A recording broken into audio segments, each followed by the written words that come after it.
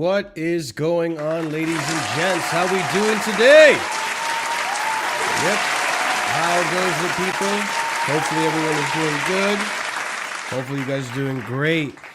Big up to every single one of you. It's been a while since we've done one of these. If you're an OG, you remember we used to do these pretty frequently. But, you know, content gets in the way, fixtures gets in the way. This is the first time where we don't have a fixture on a Wednesday, which is it's just phenomenal.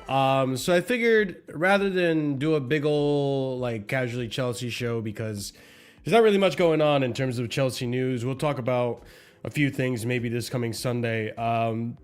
But figured let's bring this back because there's a lot of content out there that I figured kind of piques my interest a bit, and I would like to bring it to this kind of format where we're kind of watching it, kind of learning and trying to figure out, you know, what's, you know, just trying to learn. All right, trying to inform ourselves of what's going on.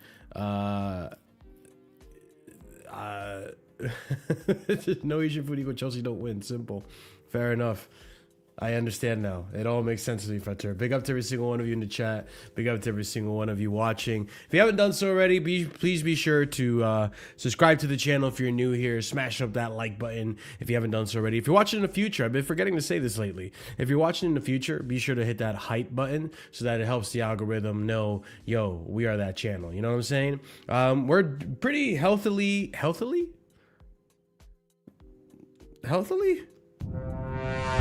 We're on a healthy course to get to 4K soon, so it would mean the world to me if you guys went ahead and just hit that like so that we can get that algorithm going, and if you are new here, subscribe so that we can get to that 5K mark sooner rather than later. But you guys have been doing a fantastic job, so I don't normally do this, but hey, round of applause for the chat.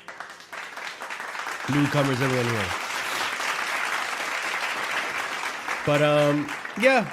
So today I figured there's a few of us that really don't understand what's going on with Rosenior, what's been so different with him versus what Maresca was doing. There's a lot of similarities, but there's also differences. And I figured the Prem is doing a good amount of media around Rosenior, more coverage than I've seen under Maresca. And it's probably the English bias. I feel like whenever there's an English manager, there's a lot of attention on him. You know, because I feel like the media either want him to fail or they want him to succeed because there's English. But there's been a lot of attention on Rosenior, so I want to look at some videos with you guys, maybe panelists if they decide to come today.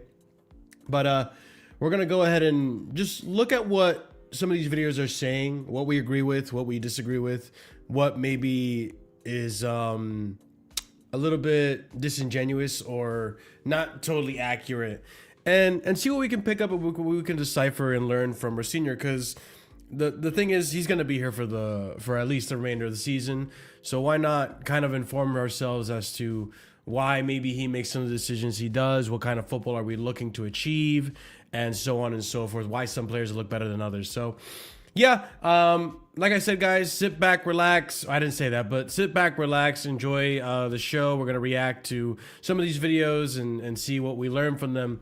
And, yeah, smash up that like and subscribe to the channel if you're new here. So this is the, let me just double check here. I'm pretty sure it's the Premier League. So Premier League released a video in regards to Rosenior. So if there's no audio, please let me know, people. Or if the audio is too low, let me know. But it should be working. It should be fine. But let's see what the Premier League channel has to say about Rosenior. Won every Premier League game as Chelsea manager, and despite trailing 2-0 at halftime, oh, mind you, his three clever changes. I should mention this. This was prior to what you call it. This was prior to the loss that we just had. Or, yeah, no, the draw, not the loss. Prior to the draw to Leeds. So, this video came out earlier this week. Flipped the game to win it 3-2. Something that Chelsea have never done. Hey, it's James Lawrence Olcott. This guy's pretty good when it comes to football analysis. So, let's see. No, factually, it's a draw. It's 2-2. It's not a loss. Yeah, so let's go ahead and see what he has to say. He's pretty knowledgeable on this stuff, so I'm sure it's going to be a good video. Before. So, I'm going to be breaking down why Rosenior forms this shape in build-up, how he's transformed... Hold up. I got to see that shape. What shape? Pentagon? Well, this is 3 in a double pivot, right? So 3 at the back, Badiashile, Chalaba, and Gusto, which is weird, but and then you have the double pivot. Well, Hato's inverting, and you have Caicedo here. Santos must be up in the pitch, so he forms a square. I know that he does like the diamond midfield thing that Maresca used to do, but yeah, he does more of a double pivot. I think Maresca was doing more of a single pivot with like a roaming 8. But let's see what James says here. Shape in build-up, how he's transformed the role of Enzo Fernandez and... Wait a minute. Okay, there's a lot of stuff happening in the first few minutes this already. Shape in build-up, how he's Oh, Enzo's been playing that left forward role. So yeah, see how like Garnacho's here? Horrible game of Garnacho. And because people keep saying, oh, Enzo left wing, and I never really... He was kind of left wing, but he was never really left wing. It's a similar role that he was playing when we went up against PSG, which... I'm one of the few of the belief that I didn't think Enzo had a good game against PSG in that final because he was playing this role, left forward. But yeah, you can see the lap in the middle, left forward, right forward. So 2 10s pretty much with Garnacho and I think that's Neto. I think that was Neto kind of acting as wing backs, double pivot here. And then the 3. We're missing a player, I'm pretty sure, right? 1, 2, 3, 4, 5, 6, 7, 8, 9, 10. No, we're not. So Santos wasn't in this. So we started with Hato? That's a weird... Transformed the role of Enzo Fernandez and I kind of forgot how he's already fixed Chelsea's biggest... Oh, that's kind of what I was saying, right? Goalkeeper.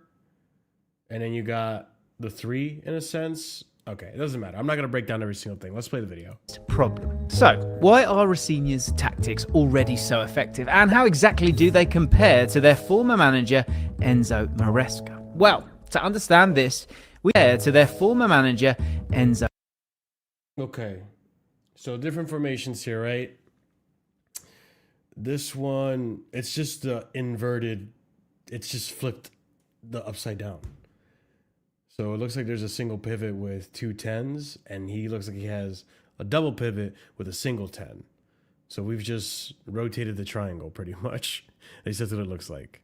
Maresca. Well, to understand this, we need to break down each part of the team, starting with the defence. The first big change that Rosenior has made in his Chelsea reign is with the goalkeeper, Robert Sanchez.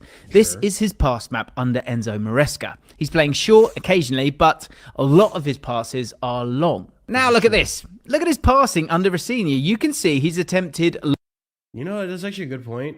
Since Rosenior's come in, I've not seen too many of the long passes from Sanchez, barring yesterday's game where he did the long pass to whatchamacallit, our friend João Pedro, and that's how João Pedro got the penalty. But yeah, he's not been doing too many of these long passes into space to the wingers. And to be fair, I'm kind of happy he's not, because our wingers have been just so diabolical. So yeah, that's actually true. I never really paid too much attention to that.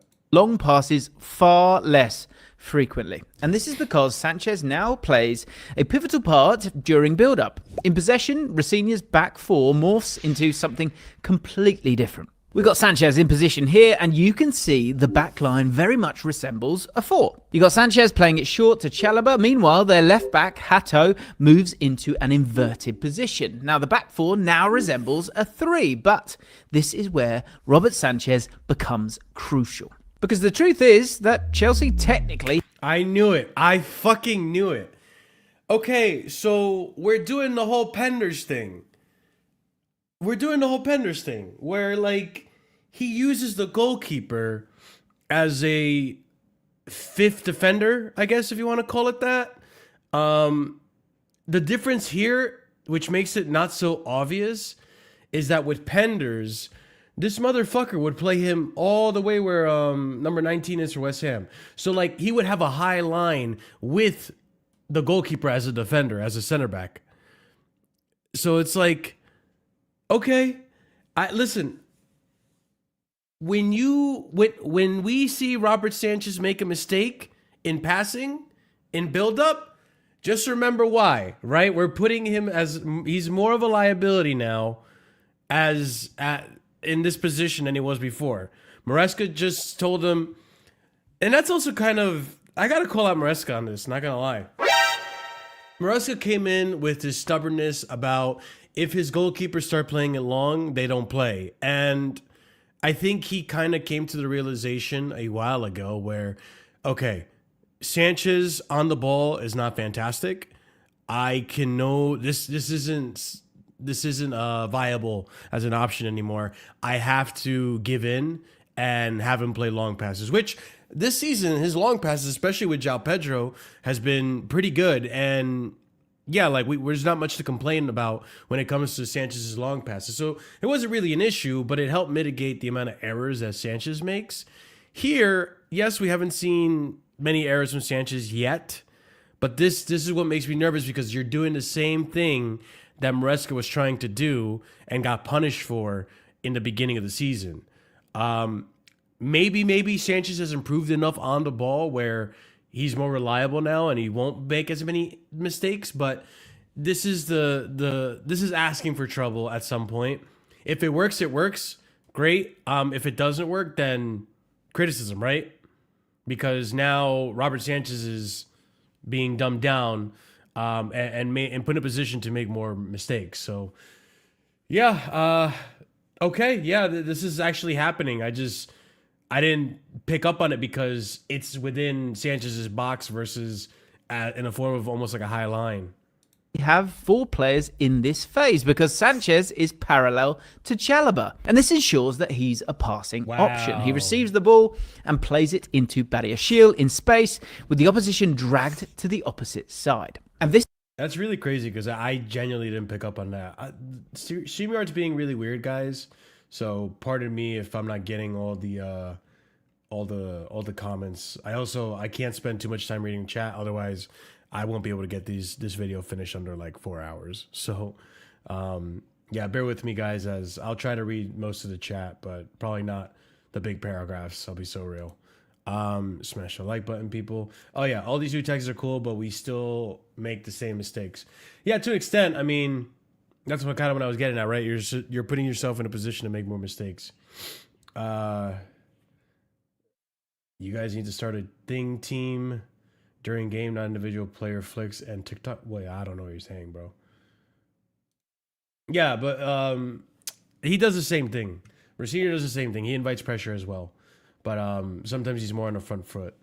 Rosenior is just maintaining possession in front of Sanchez, all the while players look for spaces, forwards, movements, and counter attacks.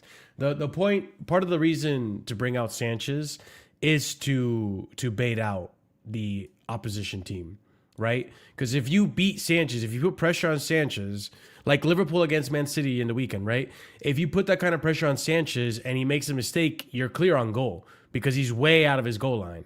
So it does invite pressure as well. And it does invite, pulling opposition teams out. He does debate. You'll see. James will probably explain it. But part of the bait is bringing out the goalkeeper. That's part of his strategy. This is done because Liam Rosenior is particularly keen on creating this pentagon during build-up. And because most teams press with a front two, Rosenior's shape means there's always a free man to pass to. And so the centre-backs are attracting the opposition's press, which then opens up those passing lanes through the middle. So there you go. You heard what he said, right? Like it's the same thing I just said, where he does do the bait tactic. Let's try one more time for the people who didn't listen in class, right? The backs are attracting the opposition's press, which then opens up those passing lanes. So yes, you see how 11 and 19 was going towards Chalaba, 11 was going towards Badiashile, giving Sanchez space in the middle, baiting out the press. It's the same thing. So that's what I'm trying to get at. No, he is not wrong. He knows more about football than both of us combined. Let's stop this nonsense, man. Come on. Big up, Oliver. How you doing, man?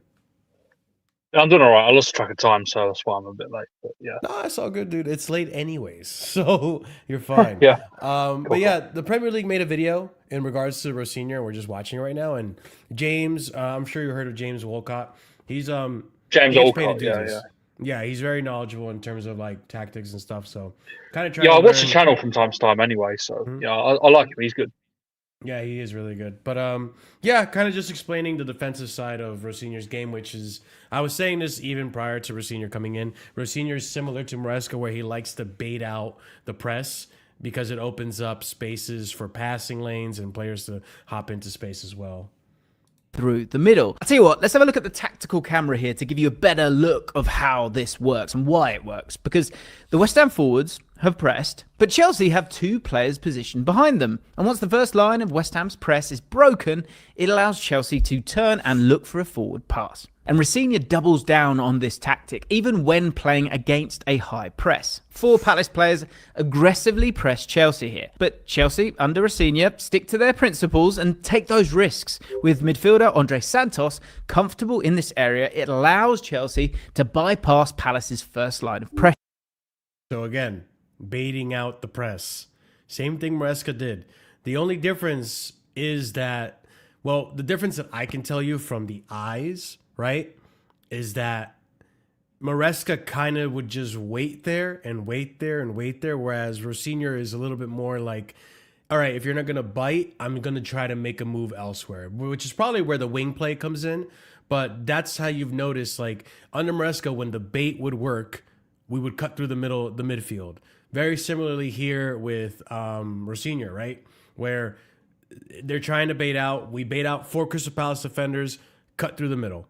So it's again, same style of play of like bait out the press, find the spaces, hit them with a big counterattack. And that can give you such an advantage because it's Go ahead, Oliver. Go ahead. Yeah, sorry. I think as well, quite an evident difference between the two ways of playing. You see it definitely a lot less in the deep line in terms of the midfield.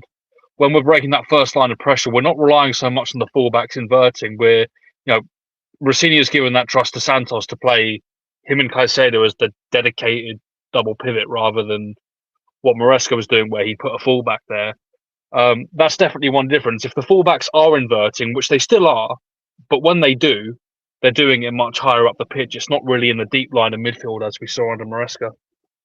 Yeah, no doubt. And I think in this game in particular, well, I'm noticing a lot more now with how we use Enzo and Palmer. We're using more wingbacks now. It's very interesting. Actually, let me show you this, Oliver. So 237. Let me see here. They had a side to side of, yeah. Do you notice the difference in formation? Yeah, that's 4-on-4-1 for Yeah, Rosenior. it's just the midfield just inverted. Rather than doing a double pivot with 1-10, he's doing a single pivot. Well, at least when you look at just the tactics, obviously when we play in possession, out of possession, it changes. But now it's like a single pivot with 2 10s versus a double pivot with 1 10. I don't know if I agree with this necessarily, because I do think there are like, I mean, that's the case with all formations nowadays anyway. It doesn't really tell the full story. But I do see it a lot in the games that Santos and Caicedo will interchange. One will sit and one will roam. They pick their moments to do that switch. They're always on the same wavelength with it, so we're never caught out. So I'd call that more of a double pivot personally. But like you said, it doesn't really tell the full story. Just one formation image, Yeah. Let's continue the video. And that can give you such an advantage because it's taking out 6 Crystal Palace players in total within a matter of seconds. Now, another important aspect of Chelsea's play is their ability to raise the tempo of play in midfield. Under Enzo Maresca, Chelsea were frequently measured in their approach, often building centrally in their own half before playing wide and sometimes backwards. They were patient, and this allowed them to move up the pitch and dominate the ball, but sometimes it lacked a bit of bite and aggression and tempo in the final third, or a change in rhythm. And we see that here with Enzo Fernandez being played in. There's a distinct lack of central options in the opposition half. Fernandez has to play the ball wide and the tempo is quite slow. By the time that they finally do get a shot away, it's 53 seconds after they began building up. Now let's compare that to Chelsea under Liam Rosenior. The ball starts from a free kick here. It's played across the back line by Enzo Fernandez, but look at the first touch from Fofana. He takes it forward with his first action. What that does is it's shortening the distance between himself and João Pedro, who is in the central area ready to receive the ball. He drags Max Kilman out of West Ham's defensive line, making it very difficult for the opposition to settle into a defensive shape. Chelsea quickly progress the ball, enter the final third and have an opportunity to create a chance, and it's within 16 seconds of starting the move. Speaking of Enzo... Yeah, I actually was going to mention this, right? I think that's what I was saying before, right? Where Maresca was really patient and willing to wait until the opposition would bite, even to his own detriment. I think the biggest one was obviously Ipswich last year, where we went down to Ipswich and then Ipswich just did not even bother or try to get the ball from us because they knew that was the strategy, right? That Maresca wanted to do the bait. Here, instead of waiting for the opposition to move, it's really putting yourself in a position where, like, okay, I need to stop this ball. Fofana's coming out of his place. Let's try to press them so that we can catch them off guard. And this is risky, really difficult, because on another day, maybe João Pedro concedes that tackle to Kilman, but he pulls it off, which João Pedro's been phenomenal lately in that sense of maintaining the ball. He's always been good at that, not getting dispossessed, once he has the ball. And even if he does get dispossessed, getting the ball back relatively quickly through his aggression, through tackling. And then we're in their opposition and we're not waiting to get the formation or play the bait anymore. Like we're finding the passes quicker and moving forward. So we're transitioning a lot faster, which was an issue under Maresca. I think us transitioning too slowly caused the opposition to really organize themselves again, especially if they're playing a low block, and really, mess us up in a sense. Fernandez, he has already... Go for it. What I'd say to that is, like, I genuinely agree. Like, the whole point of that is about the playing through the centre. And I do agree with that. I think the specific problem with Maresca's transition was that we couldn't do it right. We could do it on the wings because we've had so many times that, under him where Garnacho's messed it up, Neto's messed it up. If we're complaining about it, then there's no smoke without fire. There's been some sort of transition on that they're messing up, but it's on the wings. And that's ultimately, especially against a stubborn low block or just against anyone in general, this is principles of play in football, just in general, regardless of your system. You want the play to be wide. That's the furthest place you can be from the goal. So, usually under Maresca, the ball would always be funneled out there for any transitions unless it just wouldn't go anywhere, if you know what I mean. Which was always the issue, right? Because, like, Yeah, it's fine if you want to go wide and play inside. That's a viable strategy. But unfortunately, our wingers are just not that good. And so when our wingers aren't that good, our wingers aren't able to beat a man and create from that opposition, especially against low block, then it's one of those situations where you're stuck. You can't do anything. Yeah. Whenever you try to go through the middle, like these teams are a low block and they want us to go wide because that's, like you said, further away from the goal. It's a really positive change as well, not just from the basis of the opposition want us to be out wide, but also, and we've said this before, if we move ahead from our centre back line, look at the midfielders and the attackers, our worst players are the wingers. Yeah. I also think that, not to say like Maresca did also play through the middle, but usually that would be like, for example, Liverpool, the Caicedo goal. That was a goal created through the middle, Caicedo making the space, doing the, Rabona, or not Rabona, the half turn, all that and such. And then boom, you get a goal, Virgil van Dijk meme, living on for generations, right? So like there were always those chances to build through the middle, but that would always be against opposition that would give us the time. They wouldn't low block against us and give us the space, which is how we would for the most part, we'd be pretty dominant in those games. Like we've seen outside of Bayern, but we've seen like multiple games where we do really well when we're not up against a low block. When we go up against a low block, we struggle because the way we want to play is slow versus Rosenior. Already in these few games that we've seen, we go through the middle a lot faster. Even especially against Leeds, boom, boom, boom, right through the middle. Passes, the amount of passes that Palmer got. And that's another thing too. Palmer, I mentioned this last season. Palmer benefits when there's more space, right? And that's because he can cause more chaos in the space. He can run, jinky me jinky here, fake, dummy there, and it throws off defenders. It makes it less predictable. Whereas last season under Maresca, Palmer was kind of shoehorned in, or not last season, earlier this season and last season under Maresca, Palmer's kind of shoehorned in this 10, right? And he's in this, space in the pitch where he's just running back and forth and not really going into space or catching the defense out of position. Now, when we're seeing, for example, Leeds, Andre Santos, boom, straight to Palmer. Leeds hasn't reorganized yet. Palmer has plenty of space to get a pass in, get a shot in. That's where under Poch, as much as I didn't like Poch, the chaos that ensued under the basketball Poch tactics was actually beneficial to Palmer towards how he got as many goals and assists as he did. Same thing with Jackson. It's important that you mentioned Lavia as well, because I feel like, I don't know if this was a choice or I don't know if this was a choice or like just a happenstance, but it seems like we could only really do that punch it through the middle thing with him in the team.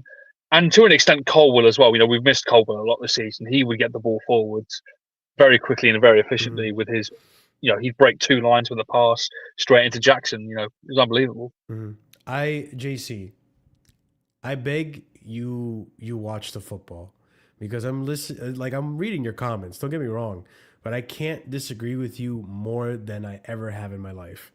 Like it's like we're watching two completely different footballs, and I don't know if it's a Rosenior agenda or whatever. I know. Listen, I've read your comments. I know you're not a big fan, not in big favor of Rosenior, but brother, like I don't know what you're watching for you to say this first sentence of we were slow under Leeds with Rosenior. That is far and away from the truth. Maybe in the second half, because we kind of let off the gas pedal, but the first half, it was probably the best football we played under Rosenior. That's probably the fastest we played all season in the first half. That's what I'm saying. Like, now we're just lying. Like, it's just, I don't know what it is. Like, it's an agenda or whatever, but like, it's not a good look. All right, let's continue. Become a key figure for Chelsea under Liam Rosenior. Check this out, people. This is Enzo Fernandez's touch map under Maresca. We can see that he mainly had touches in the opponent's half and final third. Now, take a gander at his touch map under Rosenior. Yes, he's still having several touches in the opponent's half, which is obviously good, but he's now way more involved in his own half. And this graphic in particular tells us so much about his new role. First, Enzo Fernandez passes under Rosenior. Christ almighty, man. I mean, this is good. It looks more spread out. I would like to see what it was under Maresca, but he was struggling under Maresca this season. I'll bring on Chris. Way to big up, Chris. the arrows show the passes that he's completing throughout the game. But have a look at the blue lines. These show us the movements that he's making. Two completely different directions. His flexibility has leveled up the Chelsea midfield. Take a look at Chelsea during build-up. You can't even see Enzo Fernandez in midfield. So let's solve the mystery. Where are you, Enzo? Where actually are you? Let's have a look at the tactical cam to find him. Cheeky Enzo. There he is. He's actually part of the attacking five, something that Maresca also asked him to do. And just because he's... What was that, Chris? I was going to say, we already know he's part of attacking five anyway. He's a box Yeah, but crusher. I'll be real with you. Maybe I'm not paying close attention, but we looked at that pass map before, and I don't know. I don't feel like He's not like that. Enzo's as involved as he was before. Oh, with Liam Rosenior. Yeah. In what way? Like, He still bombs up in that attacking box area quite a lot. He's like yeah, left he wing, does forward that, 10. which... I think when he did sit as a DM, he actually did sit deep, by the way. But when he's been a 10 or left winger, he's been up in the box area. You know what? I think I'm imagining Enzo under Enzo, whereas like Okay. with Maresca, I feel like he was just strictly a box crasher and didn't Mainly, come yeah. down anymore. Didn't really help out as much anymore. I think in recent games, I have seen Enzo more involved, but he hasn't been executing well. Like he'll In the try the midfield? passes, but he won't pull them off, right? I think the pattern, the pattern I've been noticing, I noticed this a lot in the Leeds game. He would do kind of what, and obviously not to the same level. We're not comparing levels here. He did kind of what Toni Kroos would do at Real Madrid. He'd drop into kind of the left back area, pick up the ball, and then try and spread it. Yeah, I'm gonna pay Just closer to alleviate attention some to pressure. Enzo. I'm gonna pay closer attention to Enzo next game because I would like to see how much more involved. Because like I noticed when he does try to make those like, you guys remember those quick transition passes that like one touch, one pass, boom. Like, you know, don't wait, turn, look for the like get the ball, be you know, back facing the goal and boom. Like the similar to how like Caicedo did the pass for Liverpool. He would do a lot of those, and he's been trying them in recent games and just not been pulling them off. He has had some chances created as well. Like we remember the was it the Cucurella goal, or there was one where he passes to Cucurella and Which then game? I think it was West Ham. Oh, Or I no, didn't. was I it missed the that last game? So. The It's- last game, I will say I noticed. No, Enzo it was, passes to Cuckoo into the box, or was it João Pedro? I can't remember anymore. It was West Ham. He threaded it to Cucurella, and then Cucurella cut it back to Palmer for 3-0, I think it was. Oh, that game. Yeah, it was. yeah. No, Oliver is actually right. I remember saying that's a great pre-assist from Enzo. I remember Yeah, saying exactly. So like, he is getting involved, but he's not been as efficient as There was like, also- we'd like him to be. Oh no, sorry, not West Ham. It was against Wolves, and also against Wolves. Also against Wolves, you had the you had that cross he did to Neto, which he heads it for some reason. True. You remember that one? Yeah, he created that chance. Even in the last game, he was also dropping in deep with Santos and Caicedo at time at like the midfield three. He'd do him in between of like left wing 10 and even drop in as like an 8 when we're defending. Yeah. So it is a little bit different, I would say, from Enzo Maresca, I've noticed. He's still getting the goals and assists and all that still. Was great to see. Yeah, I'm gonna pay closer attention because this is interesting what I'm hearing from. You should get Kai on for this, man. It's interesting what I'm hearing from James Lawrence Wolcott. started here doesn't mean that he wants the ball in this position. He's actually starting there to then move deep to receive That's the what ball. Oliver And was now saying. look at the space he's got. With Enzo on the ball, this is the trigger for Chelsea players to then begin their movements. You've got Liam Delap targeting the wide area whilst Hato targets a central area. Now have a look at this. Enzo is once again in a deeper position. He plays it centrally to João Pedro, who gives it to Cole Palmer. Enzo is now making his way forward, looking to attack the box. And this is actually exactly how the goal played out. Let me show you. Have a look at this clip. This is 14 minutes later, by the way. Chelsea have formed a front five with their attackers and fullbacks. Now, under Maresca, Enzo would have been a player stationed in this line, but under Rosenior, he remains slightly away from it. João Pedro and Delap attack the space initially, whilst Fernandez holds back and attacks the box just slightly later, timing his run, something that he's fantastic at. And he receives the ball in the box unmarked and finishes to win Chelsea the game. Now, if you haven't seen much of Chelsea, this might surprise I mean, That's a good point. should have won the game earlier, to be fair, but sure. Didn't we go 2-0 down against West Ham in that one? Yeah, we did. Yeah, we did. Yeah. Yeah. But yeah, he's not wrong. He's not wrong. Yeah. So it's kind of, it is pretty smart to not, at least not get rid of the box crashing ability of Enzo Fernandez. So I got to give kudos to Rosenior to continue that at least in his own way, right? Because, yeah, under Maresca, I think Enzo would normally be part of that attack. Whereas here, he's almost like the sixth attacker, which is pretty intense. Yeah, But that's kind of what you need in some cases, because like we notoriously under Maresca struggled against back fives, and the only and the main reason for that, I think, there are ways to counter a back five, but the way we didn't really do much, and one of the ways is to add a sixth man in there and to go with like a front line of six almost, or at least have someone from deeper making a late run, because you're man for man against your five up front, and then no one's tracking the runner, which is Enzo there. Maresca would never do that. He'd never commit that extra man forwards. It was always the three defenders, the two midfielders, and the five attackers. They would never commit anyone extra. Yeah, he was really, really precautionary. He would not. Maresca didn't like taking too many risks. But I'll be honest as well, though. Like, committing a six-man front line does have its own risks. I mean, that was Eric Ten Hag's tactic, the 6-3-1, or no, 3-1-6. Sorry, that was suicide. Well, yeah. I mean, to be fair, he had Casemiro. We have Caicedo, so we could probably get away with it a little more. But yeah, no, it is. I'm interested to see if anyone's gonna like talk about essentially like the pros and cons and where this could get exploited, right? Because we knew with Maresca, you play a low block, chances are you're gonna win the game.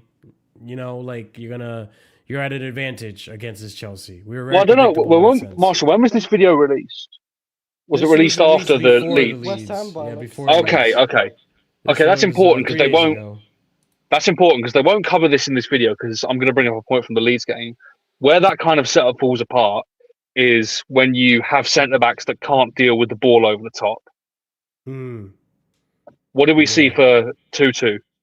Chalobah can't clear his lines. Yeah, 100%. And that's the scary part, 100%. Like, yeah, we need some competent centre-backs if we're going to continue playing like this. Who knows? Maybe we don't, but let's see if we can get more into the video. But Liam Rosenior's attacking system heavily depends on two defenders. And despite being part of the back four on paper, they actually push really high and aggressively attack the final third. This is Cucurella's touch map under Enzo Maresca. A significant amount of his touches came in his own half, and he was frequently being asked to drop deep to be an option in possession. Now have a look at this. This is his touch map against West Ham. Damn. It almost resembles the touch map of a winger. The fullback. I mean, yeah, sorta. I've noticed that. I kind of still prefer like Maresca's because it's got a bit of a balance of two, and we know he's still got a lot of GA last season with him, but Yeah, that's what I was gonna say, Chris, because he used him almost as a box crasher as well. In a sense, yeah, but like this is under Liam Rosenior, he's more attacking. Like Maresca, he likes to invert into the midfield, but he's like, staying in that middle area, but also like getting to the box when we're about to crash it in there. So Mm-hmm. I don't know. I liked how Maresca used the fullbacks. I'll be honest. Like I really liked that. I liked how he used Cucurella. I think we got the best Cucurella we've seen Yeah. with that. And like Cucurella can do many roles and systems for sure, but Uh-huh. yeah, like I really like them under Maresca. I also feel that I'm curious what game he's picking out for Maresca to pull out that touch map, because this is the touch map for West Ham. Yeah. And to be it's fair, just one game. Oh, yeah, exactly. I So thought it's this was like in general, like what he's done so far. Like, oh, my bad. Okay, this is just one game. or maybe he's using a touch map from a game this season versus last season. The touch map would look very similar to Rosenior's. Or is it some sort of average touch map? I don't know. Yeah, I don't that's know. what Kukure's touch map under Maresca. It doesn't say game, but Yeah. it doesn't say game. He Where'd said you get the game? this is West Ham. Oh, Yeah, he said it. But I also feel that, this season in particular, because of the loss of Levi Colwell, Maresca had to use Cucurella in a different way, right? Where okay, with Levi Colwell, you can use this, you can do what Yeah. Rosenior's doing. and plus he plays pretty good from the back, and he's on the Mhm. side, so you can find Kukure a lot easier. Exactly. Where we haven't had that, it usually is Chalaba, so Maresca's probably telling Cucurella, let's be a little bit more balanced, because Chalaba, he can get caught out, like we were saying, like Oliver was saying. He can get caught out. He can get, ball over the top. I need you to defend a little more than what we used to use you as last season. I don't Also, it's even West think Ham. like being caught out is part of it. I think specifically with Chalobah as well, like he just so many times he's gotten a bit better at it over the season. It's still not good enough, but he's gotten a little bit better. But remember early in the season, how many times we would like bemoan the amount of attacks down the left that couldn't even get started because Chalobah was wide left with no left foot. Mm. I think now he's starting to figure out, because he's played there quite a bit this season, so he's now starting to figure out the angles where he can use his right foot. Because again, I don't think his left foot ability is improved. I just think he's now getting a bit more confident on his right, but it's still a hindrance. If you're going to do that whole back three thing that Maresca did, because Rosenior isn't really doing that, he's doing more of a two. But if you're going to do that three, you need a left footer on the left. If that's Cucurella, that's fine. If that's Hato, then good. If that's Colwill, fine. But yeah. Okay. Fair enough. I agree, by the way. Backs are providing a lot of width here, and with very few touches coming in his own half as well. Enzo Fernandez is in possession here, but look at Cucurella and how high his starting position is. This tactic allows Chelsea forwards to target the box to form an overload, rather than attacking wide areas. Let's pop over to the other side, and their right back is Reece James, who has played in quite a few positions already this season. When playing... Careful what you say, James. Careful what you say.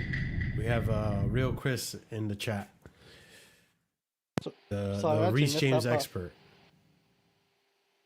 As a right back under Maresca, James frequently stayed quite narrow, getting on the ball in an inverted position. But against West Ham, he rarely moved into these inside positions, instead playing extremely high and extremely wide. Both fullbacks are asked to do this as part of Rosenior's plan to break down defensive teams. Whereas the previous manager, Enzo Maresca, favoured the 3-2-5 shape in possession, as it allowed Chelsea to have 5 forwards when playing against an opposition's back 4. However, when they came up against a back 5, they started to struggle because they just didn't outnumber the opposition's defence. He hit on the money on that one. We did when they were sitting deep and like covered our wide and middle. It was tough. That's why we played so well against big teams, I think, as well, as because of this. Like we overwhelm them, but yeah, they would always play back 4. Funnily enough, except Man United, and we lost to them. yeah, well, we had a bit of a red card there situation as well. I know, but still. But I'm curious. Like, for example, Sunderland, right? We went up against Sunderland. They played a back 5. Yeah. And so did Leeds. And we got punished. in those Yeah, we games. did. Yeah. And is the reason we got punished because Maresca just stuck with this, or did he try to commit another body, and as a result of committing another body, maybe left them open in transition, which was part of the strategy? No, because Maresca didn't commit another body. He'd always, it would only be the 5. He would never go to a 6. So, like, and by the way, I don't think that's the only way you can break down a back 5. I think with rapid ball movement, you can have a front line of 5 and still do Yeah, it. catching the opposition on transition. But we didn't move the ball fast enough, so True. we're relying now on and we still don't to an extent. That's why I think now we're relying more on overloads.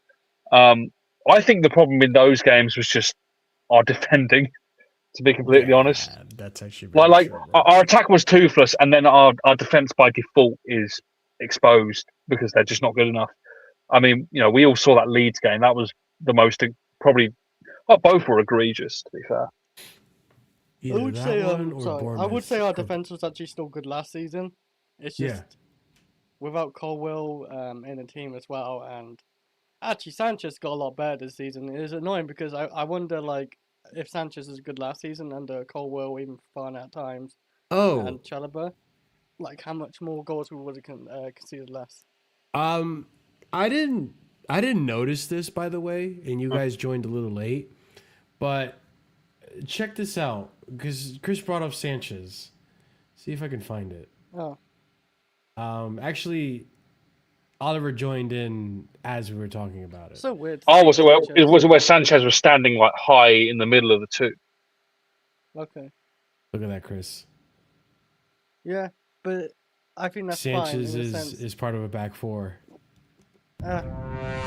He plays it still safe though. Like you don't want him to do like He hold the does ball because and- Not always. you know why I he didn't does notice pass it the short, first but I'm time. saying, with like Maresca, like in the first season or whatever, he would just hold the ball for a while and then think where to pass it to, and then they have like a bit of a brain fart when they press him high. Oh. Exactly. So after a while, Maresca was like, you know what? Fuck this. Just send it long. And this season, it was working out for us with João Pedro because we had better forwards to João Pedro's actually very good receive. at his chest control or Exactly. whatever. Like even Exactly. header control. Like I think it's Sanchez in that Newcastle game where he booted up to João Pedro's head and he headed it and he went past the defender and he went 1-on-1. But the reason I never even picked up on this was because at Strasbourg, when he would use Penders, usually Penders would be, oh, you guys can't see my mouse, where Caicedo is. Like they would play like not a high line, but like a higher line than When we're this. pressing them, when we're pressing them in their box, like it'd be up there. When we were in possession. Yeah. So I it mean, was but just like, even we have possession now. I'm just saying when they're in their box, like we wouldn't do that now. Put Sanchez next to their attacker. yeah. I no, do think, by the understand what way, you're saying. Yeah. No, I think by the way, this is a credit to Sanchez and how much he genuinely has improved a lot with the ball. Like I know we said kind of towards the end of last season that it was just kick it long. He stopped doing like he has variation now. He will kick it long when he needs to, but if he spots a pass, he'll pull it off. And that was the problem. Sanchez would his identification of passing lanes under are the Poch passes, by and the first way. season, it's one of the worst I've ever seen from a goalkeeper. But now he just has that ability. Now he can spot a lane and tell that it's okay, and then he can Yeah. just play it through. And then we've broken the first line of pressure. This is But his he still does passing. those long balls. That's how João Pedro scored the goal against Newcastle, and he's created the most chances of any goalkeeper in the league. 5. Yeah, I mean, to be fair, 6, it's considering yesterday, right? Passes it to Right. João Pedro. João Pedro gets a Right. penalty. I want to know. You see that line fair enough, under? yeah. Right. I want to know. You see that one line over the halfway line? How has that happened? Because I don't remember that. Under Maresca. This one, you guys can't see my mouse. Damn. The one line, was above the halfway line, like starting from above the halfway line to the box. He might have just sweeped that high and cleared it for a goal kick. I don't remember him doing that. This but one, like, right, Chris? Yeah. Yeah, I don't freaking remember either. I don't. Like, When did he do this? when is Sanchez that high up just to pass into the box or boot into the box? Free Yeah, kick, maybe? I Maybe don't free know. kick. I don't know. Maybe. Yeah, maybe like Where a it's, like, last drawing minute and corner losing. kind of thing. No, he doesn't take free Or not kicks. corner. Like I know some I goalkeepers. can't remember him being above the halfway line though freely. Hmm. No, Chris, I think he must have ran from his half and sweeped up and just cleared the ball. Like goalkeepers do that. He can I do that. must have like blacked out or something. Just feared like Sanchez running forward then because I've completely forgotten. Just like I don't want to be here. Just black out. Yeah. I don't know. I don't remember that moment. Yeah, me neither. But yeah, no, Oliver's on it. Like he did switch up his variation a lot, as you could see the two passing maps between the managers. All right, let's see what he has to say about the back five. Defense enough. Well, Liam Rosenior has addressed this through the use of those attacking fullbacks. Have a look here. Both fullbacks are extremely high keeping width. And the great thing about this is that it allows the forwards to stay central. And this gives Chelsea the platform to create a front six. The presence of Chelsea's forwards forces the West Ham defence then to become narrow, opening up space for Reece James to get on the end of a diagonal ball where he creates a chance. Most impressively, Liam Rosenior made 3 changes in this game, which totally changed their tactics. The momentum bar shows that Chelsea really struggled for attacking dominance and were 2-0 down at half-time, which pretty much proves it, doesn't it? So what exactly did Rosenior change to transform Chelsea's attack? Now, these were Chelsea's average positions in the first half. Can I say? Okay. Yeah. You know, like, what's the name? Gyökeres, like, well, Arsenal play, like, their 2 wingers cut in and cross it. Gyökeres would much prefer, like, his fullbacks or whatever, just crossing straight into the box like that. They prefer players on their strong foot. Yeah. So, it's just off topic with Chelsea a little bit. I'm just saying with Gyökeres, he prefers those type of crosses. And hopefully João Pedro gets a lot of chances for that. Because he can head too, actually. Header, Yeah, exactly. Score. I just need to see him more. We already spoke like a whole hour on it yesterday, but like, yeah, we need to see João Pedro like get into his box areas, headers, and just get us more chances because I believe he will get you about 16, 17 goals maybe into the season still. Okay. Let's continue this. Oh, I Have a look at these. What's up, Chris? I thought you paused it for yourself as well. I kind of lost train of thought. That's probably my fault. No, that's okay. Your thought was better. Average positions in the second. And you can see that their shape is totally different. Chelsea effectively moved from this shape with a 5-man build-up to a 4-man build-up shape, allowing them to commit more players to the final third and form this diamond in attack. And we can see that shape taking place for their first goal. So do you mean throwing the kitchen sink? I like that. The throwing the kitchen sink formation. Pretty much. Yeah, this is interesting. I guess that it makes sense how we were One game I attacking didn't more. watch, we're highlighting. This is the one game I didn't properly watch. Oh, fair enough, Chris. Yeah, I missed it, remember? Some fan you are. Yeah, man, Royal Rumble, and we was 2-0 down. Oh, for fuck's sake, this guy actually did watch the Royal Rumble. I remember now. Fuck, Jesus. no, like, the Royal Rumble's the biggest event of the, like, year for me. Yeah, And we I was there too, man. How did you feel I was about watching the too. event after the event? Pardon? How did you feel about the event after the event? Were you happy with the results? Well, it's not about results, but, like, I would say the men's That's what I Royal thought, Rumble was a Chris. bit rushed at the end. Yes, but Yep. Yeah, it wasn't worth it. there though. was a lot of good matches in there, though, I would say, yeah. Yeah, sure. It's just Let's the men's continue one on. at the end. Later on in the move, Fofana gets the ball, and rather than passing it sideways like he might have previously, no, he drives forward. And when he gets to the edge of the box, he now has 2 options, with João Pedro making the opposite run to Liam Delap. And that's so helpful for both, but in this instance, João Pedro finding space at the back post to score. So you got 2 half-time subs.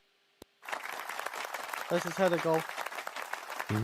How many header goals you got this season? Like 4, 5 maybe? 3, 4, 5? I don't remember. He scored a But few from also- corners, I think. Also, there is a little bit of context missing to this. That left-hand side in that game was diabolical. Diabolical. From us or like us? Yeah. It's Who not was on even that left just the again? fact that we committed more men forward. We took off men who were absolutely horrible that game. Garnacho, Badeshile, both of which also let Hato get exposed as well. So you bring on your best players, yeah, you're going to look a little better. João Pedro can hold up the ball properly. Fofana, despite the criticism, is a better defender than what we have That's in why we Hato or rotate, Badiashile. He can advance the ball, and now you can see he's attacking more. It's combining for that. Cucurella, of course, defensive solidity. Yeah, that is the game where we rotate, isn't it? Yeah, we rotated that left side at halftime. We didn't have João Pedro starting, did we? No, we did not. And he No, we came started on to the- lap and Garnacho. And Yeah. João was Pedro really got a bad. goal and assist, right? In that game? It forced you to go watch Royal Rumble. That's how bad it was. I mean, I was like, no, I'm not missing much here. And then I see it's 3-2, thinking, how the fuck did that happen? Yeah. It's funny. So, I did miss something great. Yeah, you did. I will say. You did. Not as good as the Man United comeback, though, I'll be real. Oh, I will never forget that one. Yeah, that's a generational one. That was It was personal for Chris. Yeah. Yeah, it's a generational one. That goal, with Fofana getting the assist and João Pedro, of course, scoring the goal. Another half-time sub, Marc Cucurella, scored the second with a header. And João Pedro assisted Fernandez for the winner. So, some extra maths for you to enjoy. That's a total of 4 goal involvements from Rosenior's half-time subs. His flexibility ensured that he kept his 100% win rate in the league. Well, he doesn't have it anymore. Thanks for jinxing that, James. Yeah. I have another video here for us to watch because this one's pretty much over.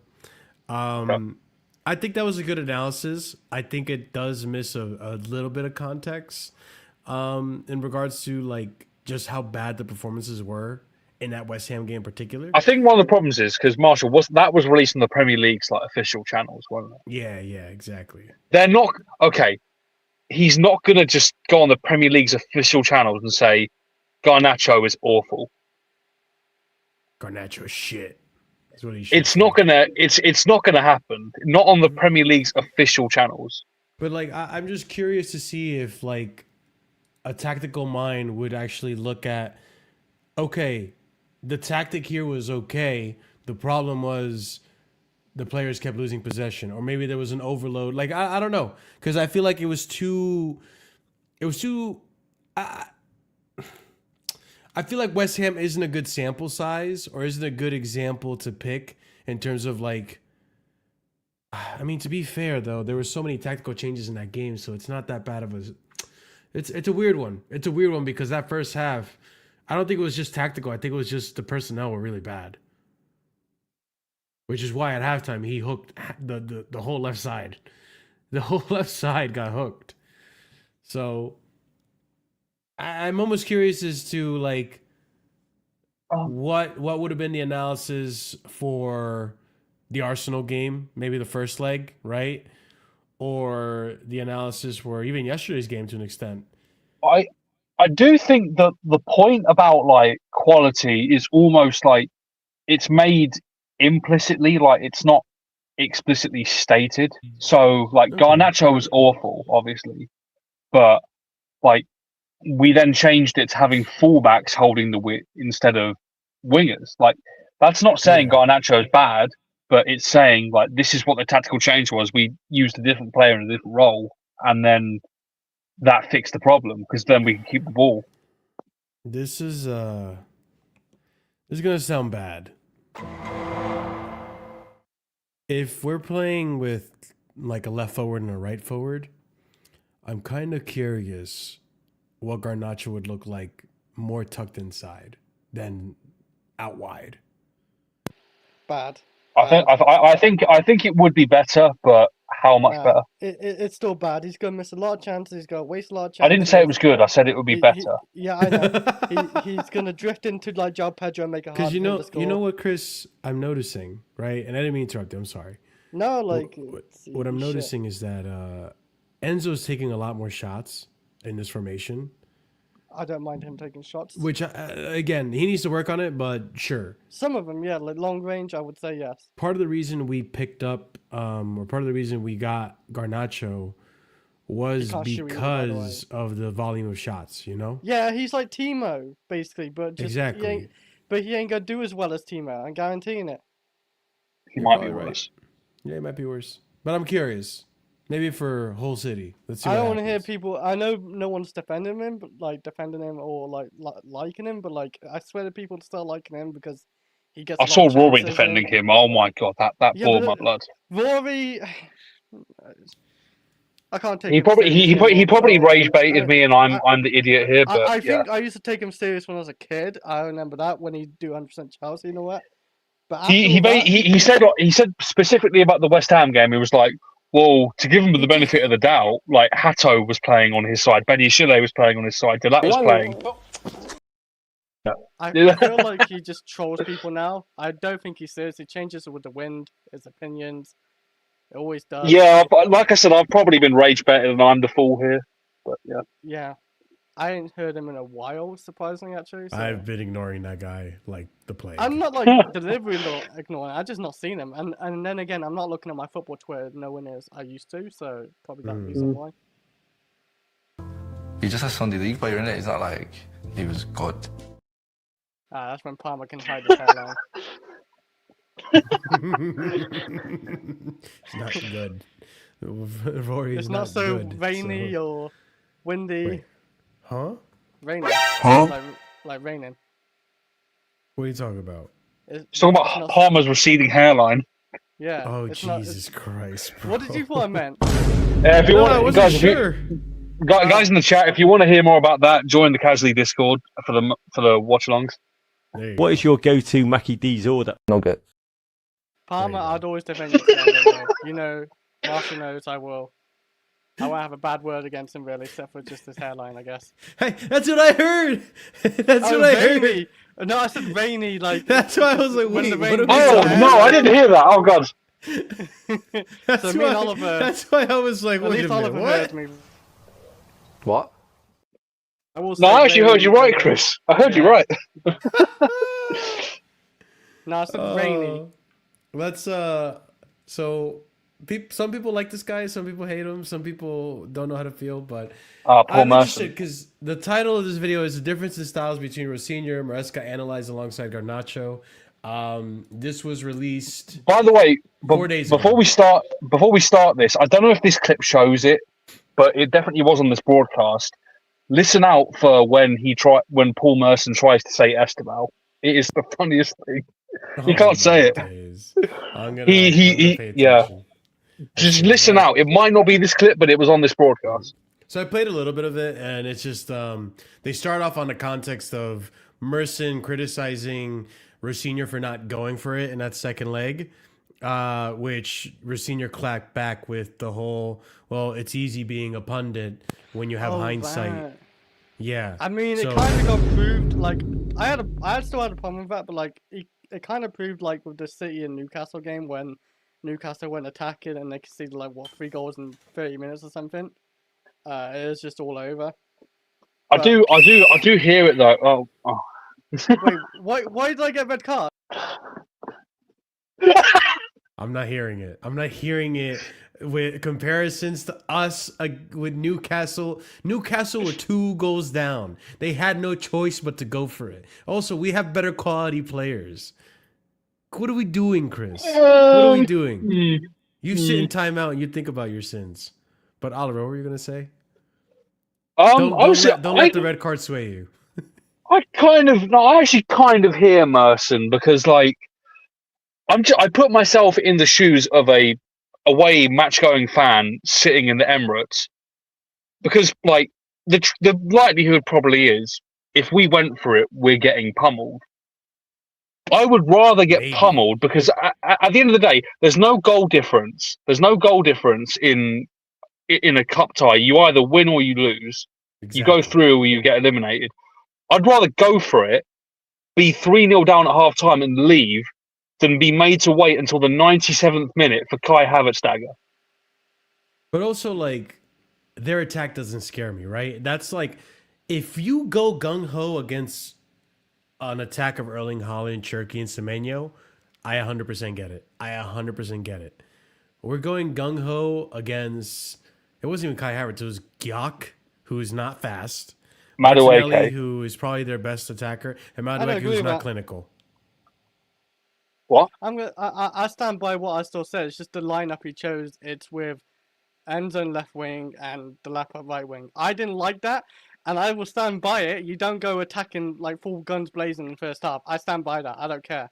But no one is saying put 10 men in the Arsenal box for 90 minutes. No, but Like, I expect them to any- play the normal game and a little bit still like on the counter, and then in the second half you go more attacking. Yeah, that's fine. That's fine. But that I 100% get. That is better than just sitting and waiting for, you know, maybe a counterattack or whatever. You're just sitting and taking up pressure. Just trying not to concede a goal. I think that's stupid. When in reality, it's like Oliver said, you either win or you lose. There's no goal difference in this.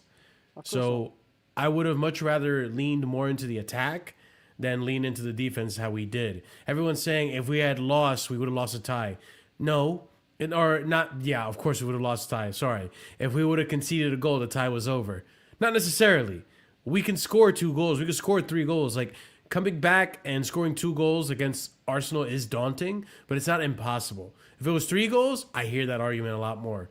But there's been many games of football lost with a 2-0 lead.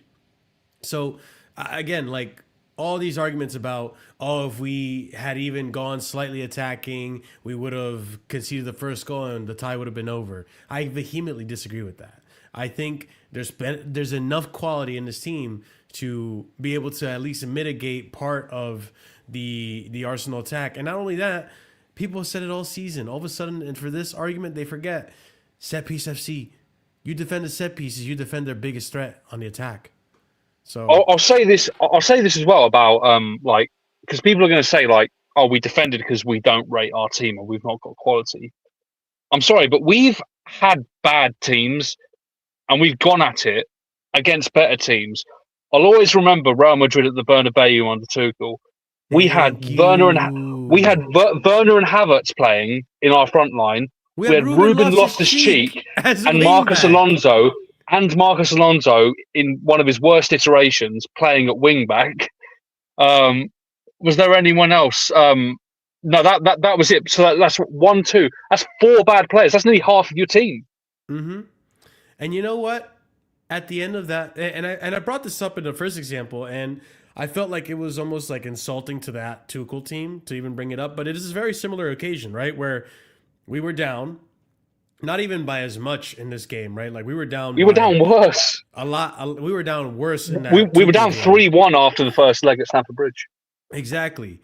We go gung ho. We almost made UCL history, but unfortunately, moments of brilliance between Modric, Vinicius, Rodrigo, Benzema. We end up, conceding goals that get us knocked out. We win the game, but we don't win the tie. And it's not good that we lost, but I was at least more proud of that performance and the fight that we put versus what happened in the second leg of Arsenal, which had me so upset and so pissed off because that's not the Chelsea that I know. I know what Chelsea's capable. I know it's not the same as Tuchel's Chelsea. I get that, but I know what I saw during Club World Cup. I know the dog and the fight that these players have in them. That wasn't what we saw against Arsenal. But it's just about the attitude. It's just about the attitude because it's the same point I made about the Carabao Cup applies to the Champions League. There's no goal difference. You either go through or you go out. So go for it. Mm-hmm. Yeah. Let's get into the video but that was to give context, right? Like this is what started off the video, and let's see where it goes from here. Maybe we can differentiate some things as well in this video. Good night, JC. In my opinion, I wear my heart on my sleeve. I was disappointed.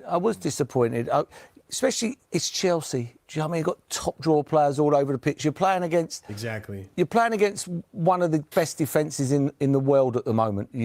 Best record. The defence is unbelievable. Why would you only give yourself 30 minutes to score a goal?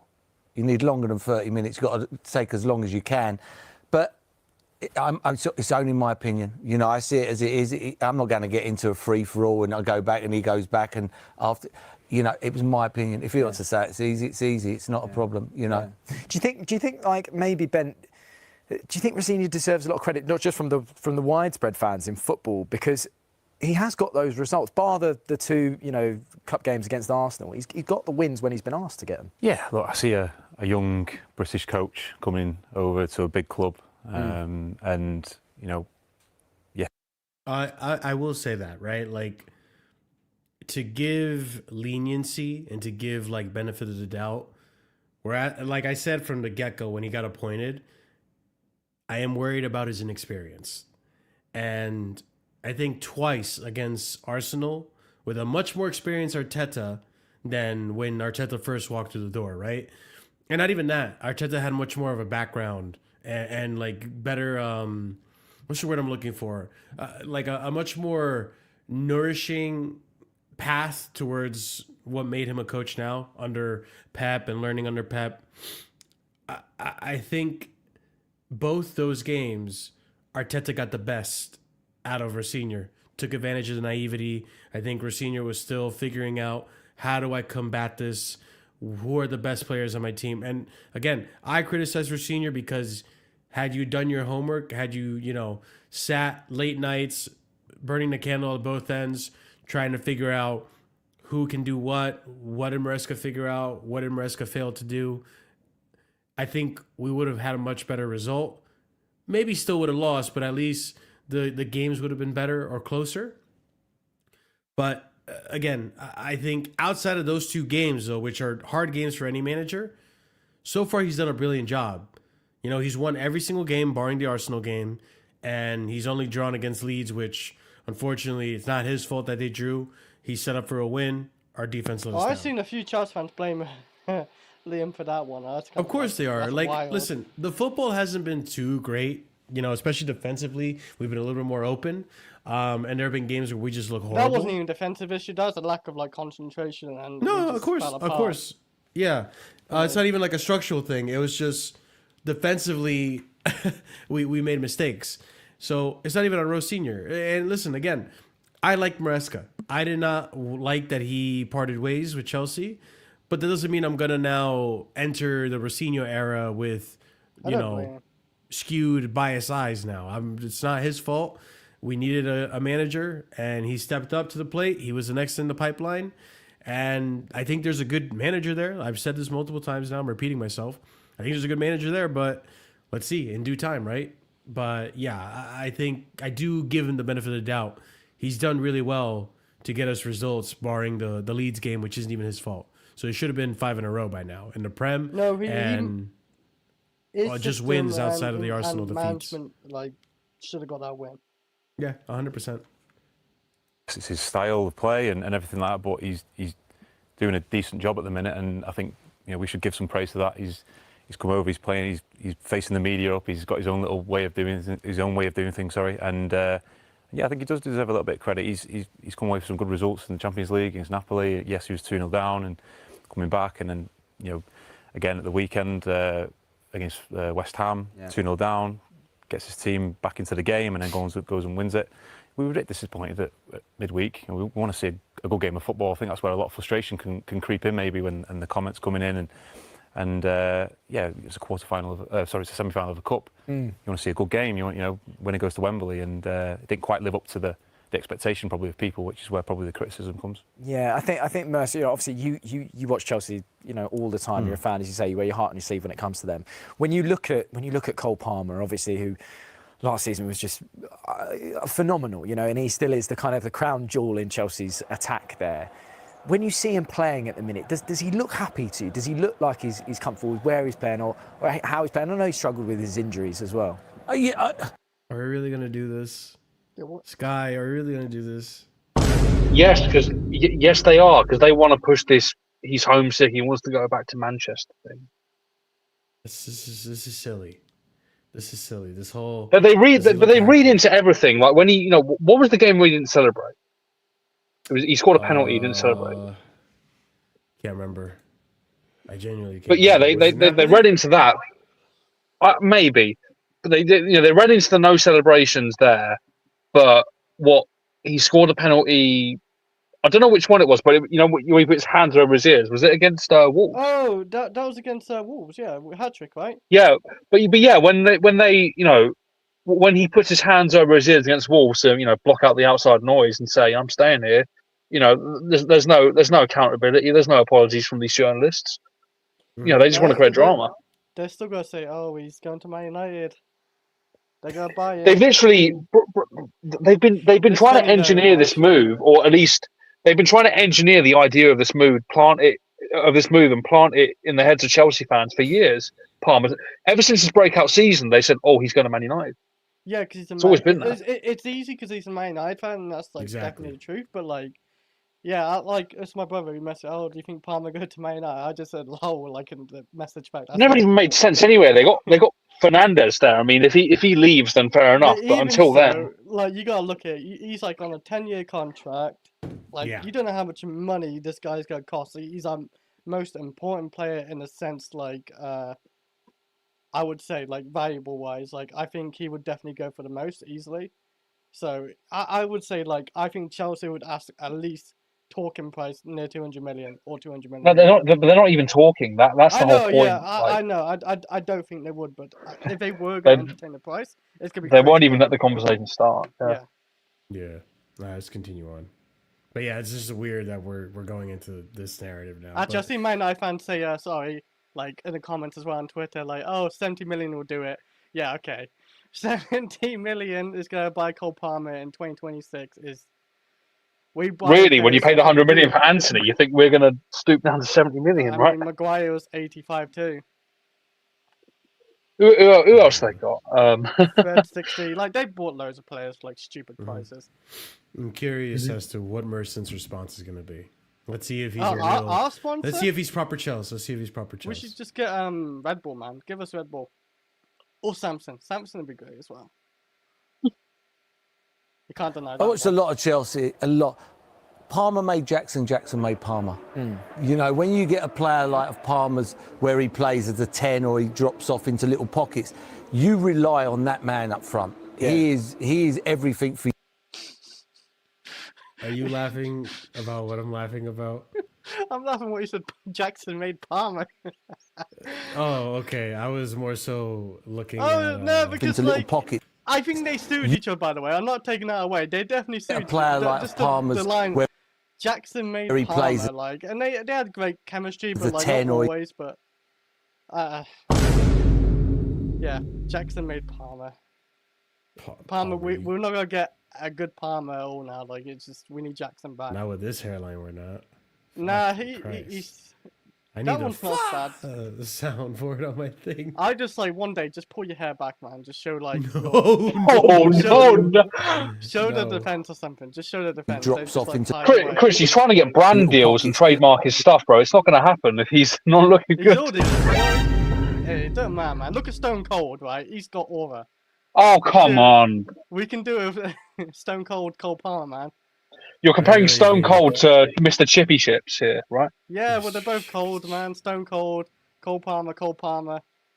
It's a thing. Yeah.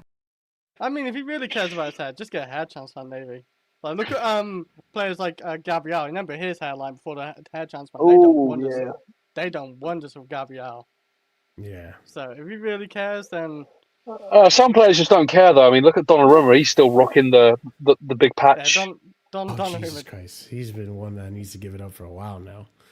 But, he's going bold. I mean, I understand what Merson is saying, but to be fair, there's been João Pedro this whole time, but Palmer's not been there. So it's so hard to say, like, oh, yeah, he's not playing well because of Jackson. Well, how about he's not playing well because he's been unfit the whole season? He just hasn't been available. I do think that there have been times this season where it hasn't worked. I think really it's been more recent that we're seeing a link up between Pedro and Palmer.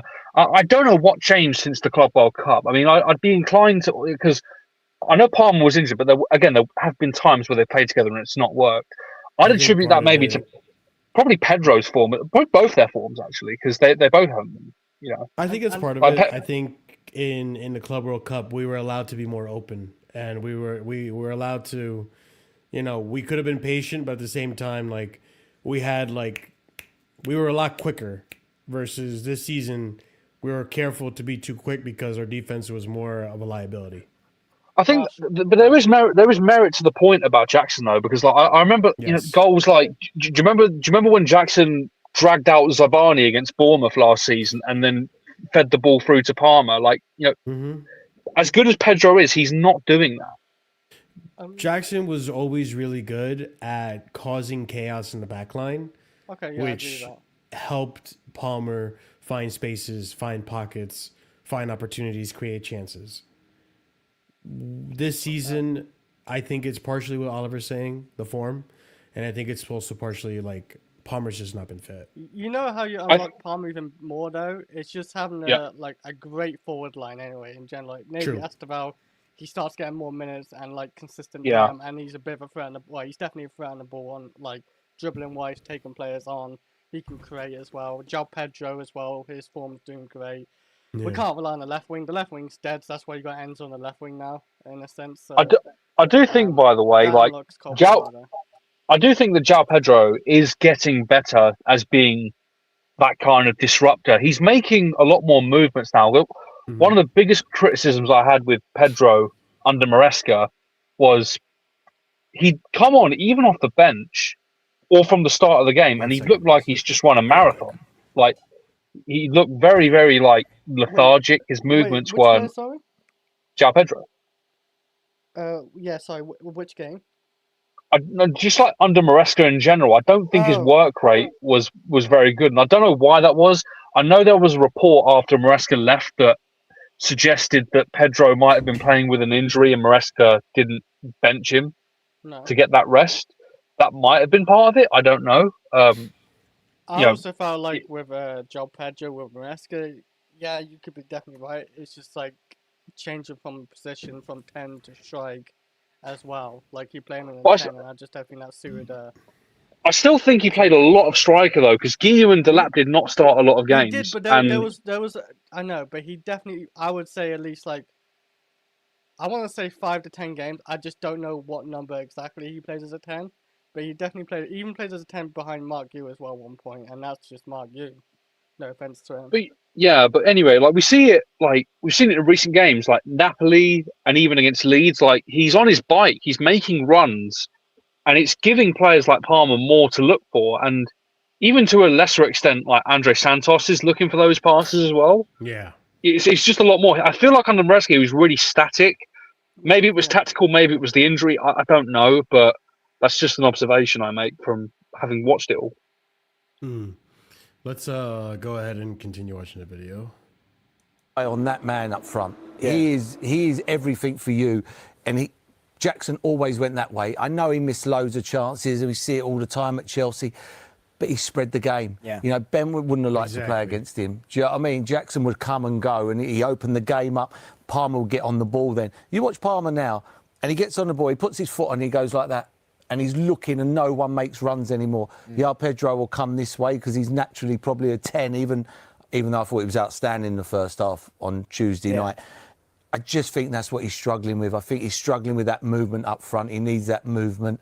Yeah. And he's not fully fit. He's probably been rushed back. But, yeah, I just didn't understand, you know, when he said about Steve-O and he said about Cole Palmer. There it is. That was the Esteval thing. He called him Steve-O. You know, they've been put on the pitch to score a goal. Hold on. When he said about Cole Palmer. I just think that's what he's struggling with. I think he's struggling with that movement up front. He needs that movement. Yeah. And he's not fully fit. He's probably been rushed back. But, yeah, I just didn't understand, you know, when he said about Steve-O and he said about Cole. Just calls him Steve-O. Fucking Christ. I mean, to be fair, the Chelsea fans call him Steve. Yeah, I know.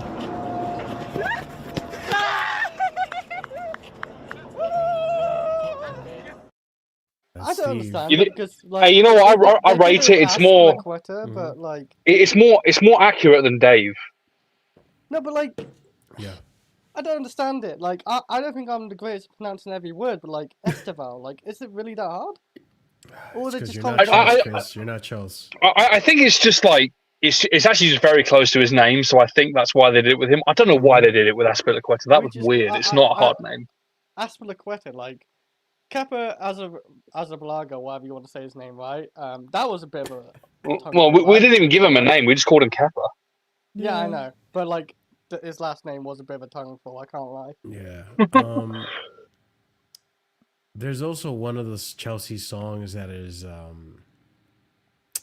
that has Steve in it as part of the song. I just can't remember how it goes.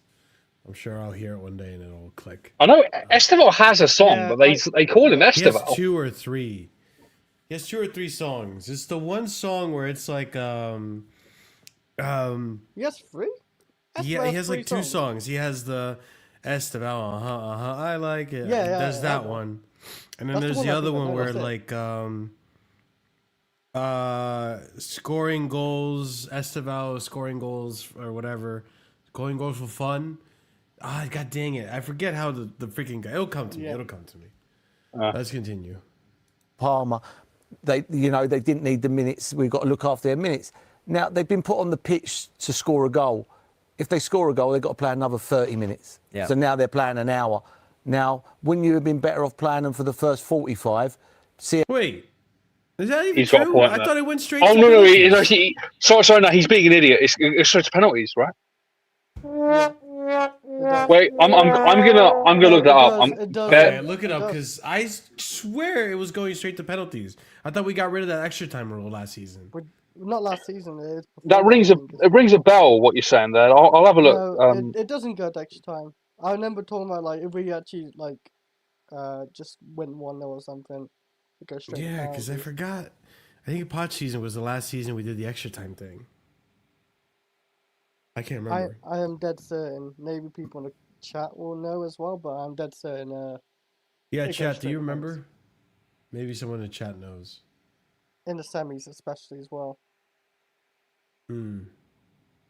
Yeah. Because it's no point really going extra time in those cups anyway. According to ChatGPT, apparently it does go to extra time. So fair enough, Paul Merson. Huh? Wow. It might be But like, it might be an FA Cup rule. I don't know. I mean, it's literally like I've looked it up and it lists the sources like Wait, that they use. you say FA Cup or Carabao Cup? This is the Carabao Cup. This you did competition say that FA we're. Cup, I think so. Okay, no, just making sure you looked at the right thing. The Carabao Cup, not FA Cup. Oh yeah, I You looked said up the FA Carabao Cup. Yeah, You had a little slip of the tongue there. You said FA Cup. there might be a difference. I don't know, but Maybe it's the FA Anyway. Cup that doesn't go into the extra. Maybe that's what we're getting confused with. Nah. All right, Chris. Let me continue. No, it does. Wait. Oh my god, it does actually. Well, What look the it up, fuck? Chris. Now I'm looking at it. How it goes if Chelsea get back in it and then Sorry, Oliver. Go ahead. what Chris, you said it does go to extra time. Yeah, well, it does like on other sources too. I just have to double check over AI. Yeah. Okay, so fair enough. Paul Merson was right. Fair enough. Damn. Wait, but now I just googled it too, and it says say too? here. It's just other sources. That's not Wikipedia or anything, but it says yes. Most Carabao Cup matches go straight to penalty shootout if the score. Oh no, this would have been before the semi-final. Oh, wait, that's right. So- Extra time is only so just played in the regular- semi- I just read the rest of it. Okay, you're right. Yeah, so regular knockout. No, I know why, Marshall, was because they got rid of the replays. That's right. Yep. Okay. Yeah, that's why. Okay. So it has to go straight to penalties. Okay. Big up here, Romero. That's the Thank you reason. so much. Yeah. Okay. There you go. So Paul was right. here we go. And if they don't, and they do get a little bit blown away like Newcastle did, Yeah. then you go, off you come. We know we can't win it now. We've had a go. That's the way it is. Because if they'd have scored, they'd have had to ended up playing an hour. And there would have only been one winner in the end, and that would have been Arsenal, whatever way, even if they'd have won that. Merson's right here, I by mean, the it way. was. I mean, That's something I didn't consider at all. you know what? Arsenal used their I'm backup gonna more in, I'm like, gonna second half. believe that because the way Arsenal play and the way Arsenal played that game in total, they would have had much more energy in their legs had we gone to extra time. So I think Arsenal just were confident in their own abilities, and they saw Delap on the wing, and they're like, "What are you gonna do?" That's actually Let's be honest here. I mean, It's true. It's Yeah. true. It's true. Yeah. they literally had Kepa in their goal, and they were unfazed couldn't by us. test him. Like, imagine that. It's true. What were you saying, Chris? I mean, we couldn't even test Kepa. I kept saying safe, like Enzo fuck it. Fernandez, one shot on target. That's it. Yeah, it wasn't even a good shot. As I remember, straight at his hands. Pretty much. Yeah. throw that's the everything at lineup it, he as you picked, say. I don't like. Steve-O, Esteval, absolutely loved that. That's got to be on the back of his shirt for next season. One player that is seemingly quite frustrating, I guess, for Chelsea fans is Garnacho. I mean, throughout the season, he's had one Premier League. No, it's not frustrating. That's putting it lightly, bro. He said putting it lightly. True. Frustrating. Wow, that's kind. Try infuriating. I could say things that would get this video demonetized, but I'm not gonna about Garnacho. That's what I feel. He's just trying his best. Yeah, he's trying. Yeah. Goal. Yeah, because we have to He's treat been him like a subbed off fan at that's won a half-time competition 3 times so far. I mean, Ben, when you watch him play, it's Oh almost no! Oh no!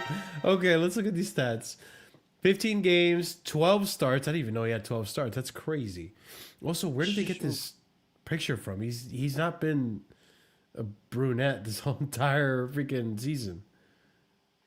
He's been a blonde this whole season with his frosted tips. It's probably one of those things where like they have his face, but then they just put him on the Chelsea shirt body. It's probably a face scan from Man United. Yeah. 1 goal, 3 assists, average minutes. Has he not completed a full 90? I don't think he has. No, you don't. Yeah, subbed off not 10 good enough for that. times. Fucking Christ. 12 starts, has been subbed off 10 times. He's been subbed at halftime 3 times. Jesus Christ. That's what averages like to 60 minutes. Wow. Wow. Well done. Wow, amazing, brilliant. Well done, super good job.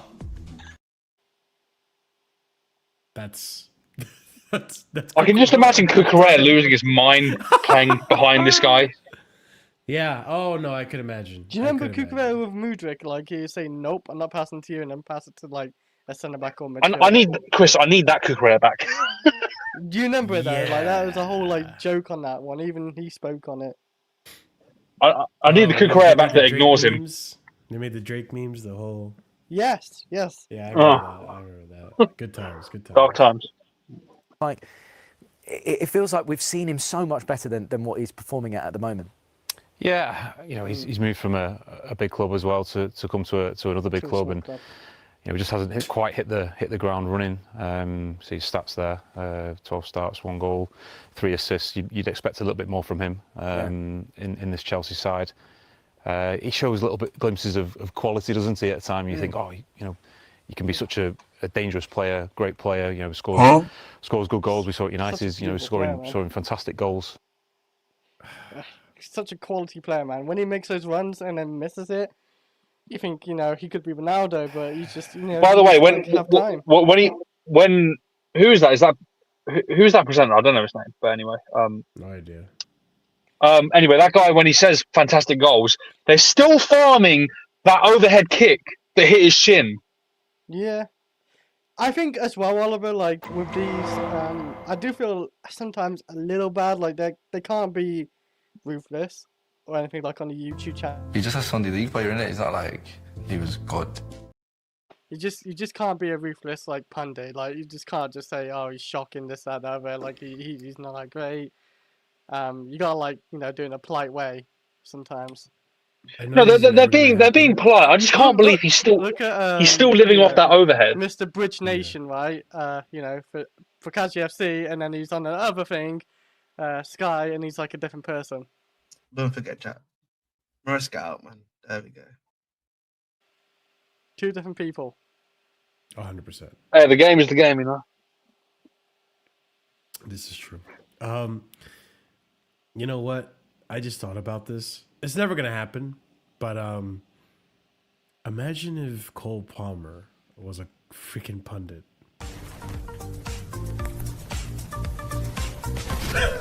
Suit me. What would be?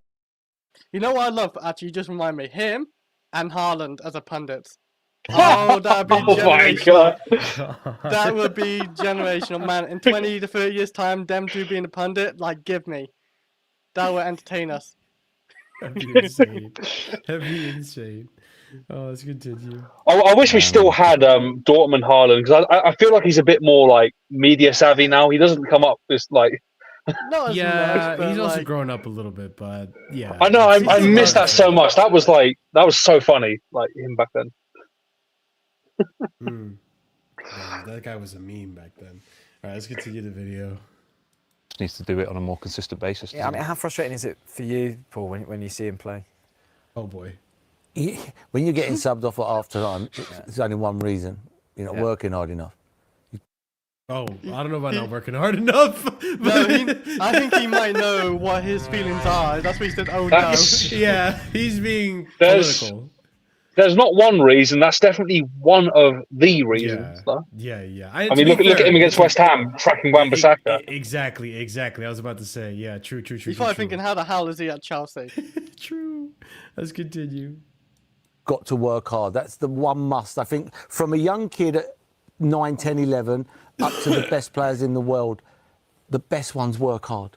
They work hard. Do you know, that's the must. First of all, that's all you can assure. The man behind the goal, or the person behind the goal, the fan, the one thing, if they would give their right arm to play in that game, they would give their right arm.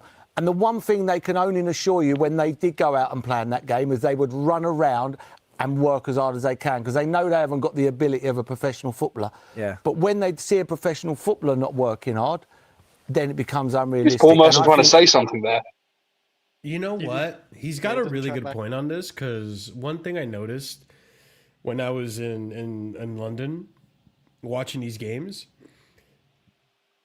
when I'm watching him here in the States and I'm watching from my TV, Enzo Fernandez can be a very, very frustrating character. This season more so than previous seasons, right? And so I get really frustrated, and then you have people like, maybe Scott, myself included in this, being like heavily critical of Enzo Fernandez's performances. But when the one thing none of us can deny is that he's a workhorse and he runs around. He's essentially, Ahmed makes fun of it, but he's doing the Gallagher role, right?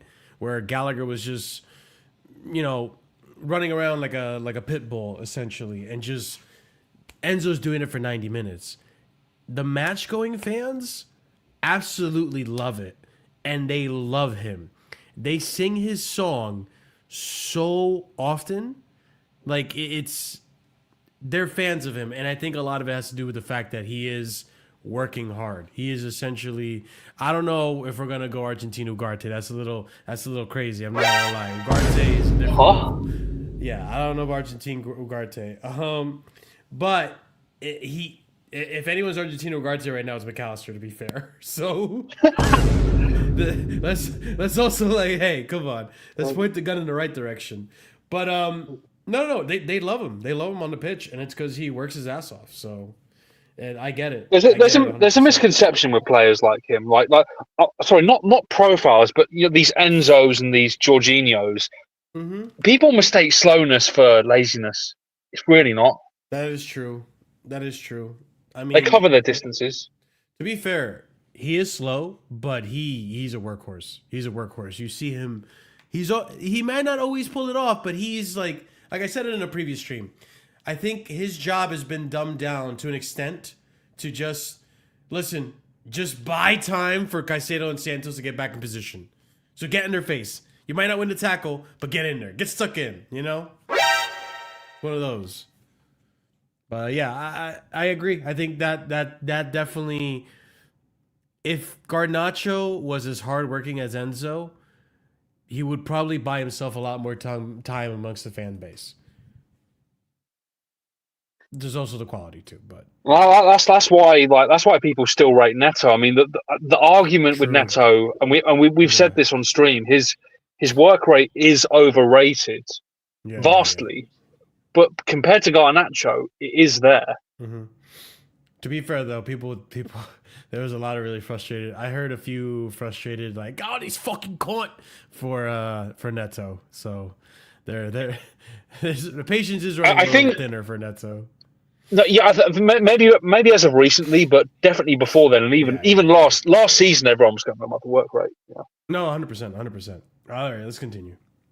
The moment he's got to get back to working hard. The kid's got ability, but that ability's got to be working hard as well. Messi, the best player in the world, when he was at Barcelona in their pomp, the 5-second press, if he can go and close people down, who's the best in the world, it's hard work. Work hard. And last week when he got subbed, he can't tell me that he left everything on that pitch. And that's the problem. Do you think that's especially in the Premier League as well? Because when you were at Arsenal, say, and players from foreign leagues would come over, there used to apparently be a little bit of a chat being like, over here they'll scream for every tackle and things like that. And is that kind of the case with Garnacho? Just realising what he can unlock for the fans as well. He's been here a long time now, though, and he's been a kid. He's been, at a new team. He's been at Man United. He's a young kid at Man United, and he gets. This is the exact problem with Garnacho. We're treating him. I said it before. We're treating him like a fan that's just won like a competition to play a football match. He's been in the Premier League for like 4 years now, and he's rubbish. Yeah. It's. I have nothing else to say really, but no. I just have to make that point. No, you're right though, because it's the same thing. I give grace to Jamie Gittins because Gittins is. I'm pretty sure Gittins is younger, for one, and two, he's English, but he's never played in a Prem. Now he's coming from a different league. Now he's playing in a Prem, and to be fair to Gittins too, when he does get the ball, he does look like he wants to attempt something. He does look like he has the ability. He has a dribble package, but he just hasn't figured out the timing of when and when not to. Right? They're the same age, by the way. Gittins is like a month older. Oh, okay, never mind then. But like, it's just like you can give more grace to Gittins because of the context where Garnacho, you were essentially expecting someone to be ready-made for the league, but his level is just not good enough. So I get that 100%. Let me go ahead and continue on then. Sold. You sort of think that something's not clicking with a kid. He's got to look at his career and. The lad's a talent. He's a talent. When he's hot, he's hot. But it soon goes. Ben will tell you this football career soon goes very quickly. And he's at the top now, playing for a top team. Was that a jab? Was that a jab? Oh, that's Ben Me. Okay, sorry. That's Ben Me, the centre back. Ben will tell you. Football. Yo, that was kind of a jab for Mercedes. I'm not going to lie. Hang on. Does that mean Ben Mee like retired early? Because I'm not reading that as like a jab. Wait, hold on. How old is Ben? I think what Merson's trying to say there is like football is a short career and it can end at any moment. So like Ben Mee is 36. So yeah, never mind. No, it's not that bad. He's pretty. Yeah. There's no malicious intent behind that. All right. Imagine though, that would have been hilarious. Oh my god. Let's continue. Team that can win things in the future. Just work hard. If you're not going past the fullback, and it was hard against Wan-Bissaka, how many do go past Wan-Bissaka? Yeah. But if you... Have you been watching West Ham this season? Okay, yeah, West Ham in general, but like Wan-Bissaka is not that bad at defensive work. Going forward, he ain't great, and... Bro, I watched him at Man United. He couldn't defend the back post. Okay, yeah, there's some things like he isn't so great at defending, but like in his 1v1 defending sometimes it's quite good. Paul, he joined West Ham last season. No one was talking about his 1v1 defending. They were talking about his attacking, which is the weird thing. You're being too nice, Paul. You got to also give context. They used to be teammates, right? So that could work either way, but like they both have an advantage and a disadvantage at that, right? So it's not like it's like saying it's been raining today at football, it's for both sides. Yeah, like it's not like he's up against like a player he's never played against. He knows what Bissaka's going to do. He knows what his tendencies may be, and instead of taking advantage of that, you just kind of played into his strengths. So it goes both ways. I admit, but like at the same time, it's like, why are we pretending Aaron Wan-Bissaka is this world-class left back or right back? He's really not. So you reserve these arguments for Reece James, not for Wan-Bissaka. Yeah, exactly. Like, don't get me wrong. I think Wan-Bissaka is okay, but that's as much as I think he's mid. That's as far as it goes. All right, let's continue on. Not, make sure Wan-Bissaka's not going that way, you know, and work hard. Exactly. And that's why you only get subbed at half-time if you're not working hard. Yeah. It's very rare you get subbed any other reason, in my opinion. Yeah. Well, as we mentioned, it's still very early days for Rosenior at Chelsea. So we asked our resident tactico, Pythagoras in Boots, to look at where Chelsea's new head coach has made a difference. When Chelsea changed manager, the numbers didn't really change, but the feeling has. And that's what makes Liam Rossini's rather brief emerging tenure still so intriguing.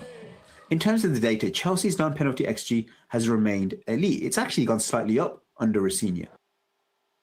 Okay, hold up. What? So under Maresca, we were at 1.53 non-penalty XG per game. And under Rosenior right now, we're at 1.95, which is a Premier League high, which is good. I mean, good. We're creating chances. No.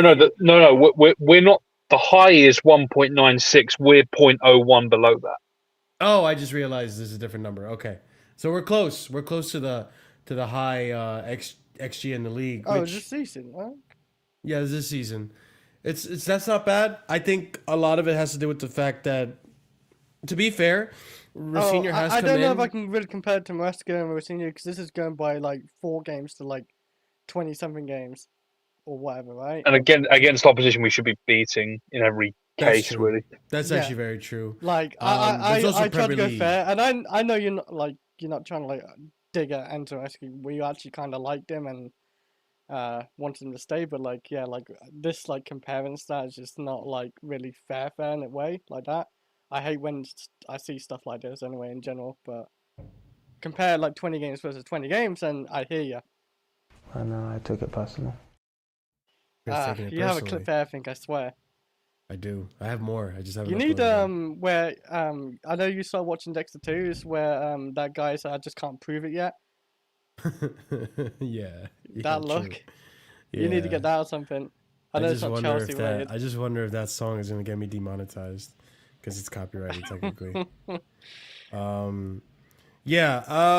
In terms of what he's saying, like, sure, you guys are right. It's the sample size is relatively small, and it's against lesser opposition, whereas Maresca's sample size takes in top 4, bottom of the table, mid-table, all that stuff. What I will say though is 2 things are I think are true. Rosenior has come in and elevated the mood in the dressing room. Yeah, definitely. Because he seems a lot more personable you with the can see players. it with like in the interviews now. I think with João Cole, Pedro, with João, Cole, yes, yeah. like he. So I don't know. It just seems like one of the boys in a sense. Like he's at age. I mean, he's bit, closer to their age group. Yeah, right? he's like early 40s, right? Yeah. So there's that, and I think the other factor is that I think Rosenior is more willing to take chances and risk and not play so defensively versus Maresca. Maresca was more better to not lose than to, better to win than better to draw than to lose, right? Well, in a sense, yes. Yeah, so like, in a sense, not I'm not gonna like risk it all to try to win the game if I'm gonna lose. If we lost to Wolves, I wouldn't give a shit like it was a draw or a loss at that point. Mm-hmm. Like, 100%. Like there are certain games I'm thinking, nah, winners only. Yeah. Let's go ahead and continue the video. Has remained elite. It's actually gone slightly up under Rosenior. Defensively, however, there was work to do under Maresca, and there's still work to do now, even under Rosenior. But the attacking intent has remained consistent. More importantly, the style has shifted. Under Rosenior, possession isn't just... Again, this is per game, though. Like, this is... it's a little misleading. It's hard to do right now. Yeah. There's a much bigger sample size to average out full season with Maresca versus Rosenior, where, yeah, you face good opposition, your averages are going to be a lot higher. So, yeah. JC, I thought you were going to go to sleep, bro. Yeah. Like an hour Can't ago. help it. Can't help it. But yeah. What were you saying, Chris? No, but like, even just with comparing these managers, like Ren's Maresca got a full season, right? I would like to see when they compare him with Maresca, stats, goals, chances created, clean sheets or whatever defensive, and where we are on the table as well, mainly, trophies or whatever, anything like that. I want to compare like that way in a sense, see which one, I guess, got the best out of the players we have. If they don't do it, Chris, we will. We will. We will heavily investigate all these stats and compare them in about a year's time. Oh, good night again, eh? Let's continue. About control. It's about authority. The ball's kept to hurt teams, not merely giving them time to organise themselves. Chelsea do look faster in the final third with more immediate attacking purpose. Fans and players report a sense of electricity in transition, so a team that's more likely to play direct with forward passing rather than just passing side to side for the sake of it. One key person... yeah. I think in transition, like how we play is different to Maresca. Yeah. But that's not always a good thing, you know? Not always. Yeah. But it's working out for us right now. And there was times where, like, at least during that Club World Cup run, it felt that whenever we got a chance to... Okay, yeah, that was different, yeah. No, but you know what I'm saying, Chris? Like, whenever we got a chance to catch the opposition in transition and play right through the middle, we almost always scored a goal.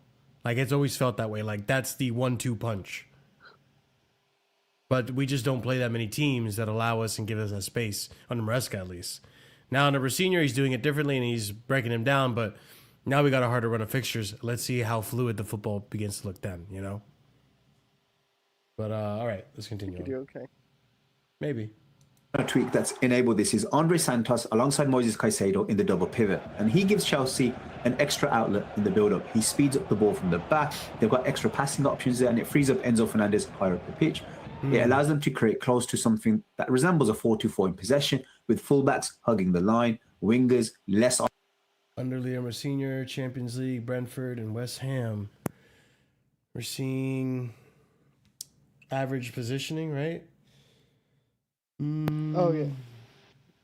It says West right there. Ham, left center mid. Yeah, this would have to be average positions. Yeah. I hear that because Brentford, we're not going to be like pressing up as high. We're going to compact. But yeah, with West Ham, even in Champions League against Napoli, different story. Damn, we went really attacking in Napoli. Yeah. It didn't seem like that crazy difference from... But we were behind, remember? So we had to in the second half. This is interesting. Okay. And there's something to pay attention to. All right, we'll continue. Isolating that because the fullbacks can go around them, and it makes them more effective against low blocks. One thing that's also been noticeable is Rosenior's in-game management against Napoli, West Ham, even Arsenal. He's used substitutes to try and shift momentum. It's a very Mourinho-esque approach. Now, in terms of the results, they've been pretty solid. Chelsea have won 6 out of their last 8 games, with the only defeats coming against Arsenal in the League Cup, arguably the best team in the league. Now, even then, these games were competitive, not one-sided. That said, in big games, let's give Maresca credit where it's due. He wasn't the dogmatic coach some made him out to be. In big games, he adapted brilliantly, changing systems when required, tweaking personnel, and that adaptability helped Chelsea to win the Club World Cup, and he consistently found solutions when it mattered. Now,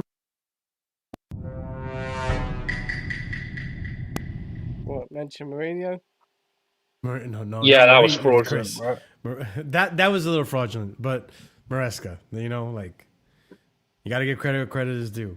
That's all I'm saying, people. Well, you know, this is the test. This is why we bring up the level of fixture, because this is where we ultimately see whether Rosenior is an improvement over Maresca. Rosenior has been an improvement in terms of the results against this level of team. Yeah, can we do it on the other end of the table?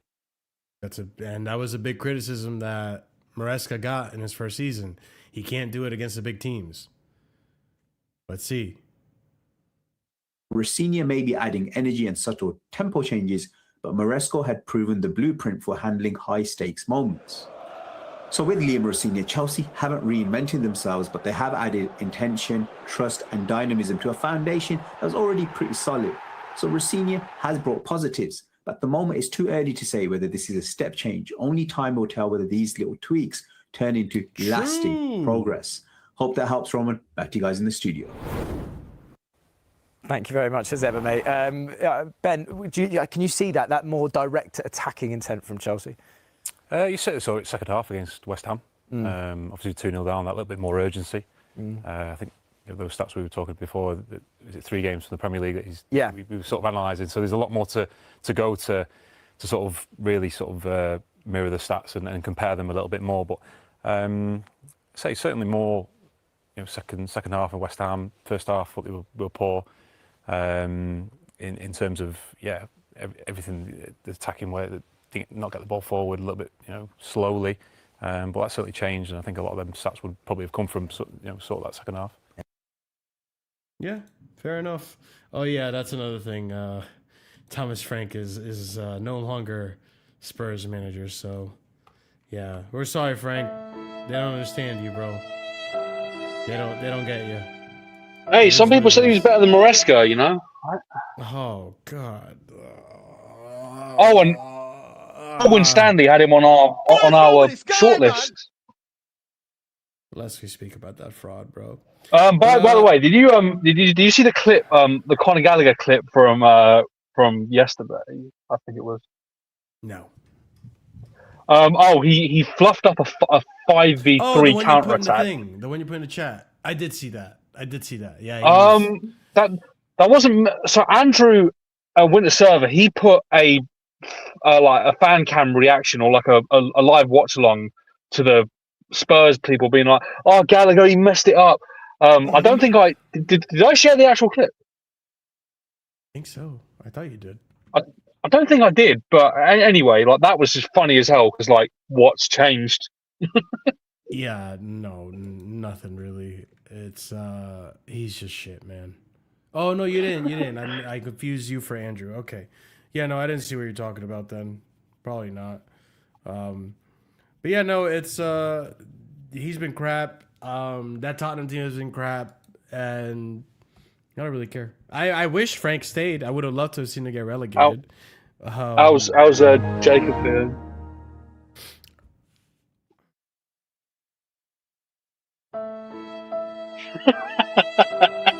I think that's the best way to describe it. He's out doing better things than watching Touchy Tommy. We'll just say that. You know what's crazy? I don't know if you saw this. Do you know who's the next guest on the overlap? Touchy Tommy? Ange Postecoglou. Oh my god! Okay. They were literally they were sharing adverts today where like they were filming in the studio. Like Ange was kind of like in the waiting room because they film these episodes in batches, Yeah. And then like the news came through that he got sacked, and they were like, "Should we just bring Ange in now?" and they did. So coming up soon, we'll hear from Ange Postecoglou about Spurs. I think. I don't know. Oh my god! I just realized Nottingham Forest are 3 points above the danger zone. Oh yeah, Sean Dyche is in danger according to I think TalkSport put out a thing saying that. Yeah. Tottenham are 5 points above relegation. So yeah, we'll see what happens to Tottenham. If they get relegated, oh my god. Oh my god. It's so much closer this season than it is to last season. So we'll see. But regardless, Oliver, what'd you think of those videos? I think there was productive conversations in there, right? Yeah, definitely in parts. I mean, as we've said throughout this reaction, we'll need to assess on a greater sample size to really give a concrete conclusion. But from what we see so far, I don't think they could have covered it in any much more depth than they did. Yeah. I mean, I think I would love to revisit this comparison later on in the season, maybe at the end of the season, seeing how we end, and just kind of get a better idea of what we're going to be expecting with Rosenior if he stays next season. But yeah, listen, ladies and gents, hopefully you enjoyed the video. Smash up the like if you haven't done so already. Be sure to subscribe to the channel if you're new here as well. I'm going to try to bring back this series as often as I can, probably once a month, just to see like what interesting videos are out there in regards to Chelsea and what we can actually talk about. But yeah, be sure to support the channel by smashing a like, hype up the video if you're watching this in the future. Definitely helps out with the algorithm. Be sure to subscribe to the channel if you're new here, and check out the memberships. There's 4 different tiers starting at 99p. And if you're a proper casual and higher tier member, you get shout outs at the end of every show. And those shout outs are going to go to our usual friends, Lanry Sadiq, A. Soliman, EE, and Adrian. So big up to you guys. Have a wonderful rest of your night. We'll be back soon. I don't remember when we're going to be back, but we'll be back. Just keep an eye out for the content. And yeah, we'll catch you soon. Have a good night, guys. As always, stay casual. Peace.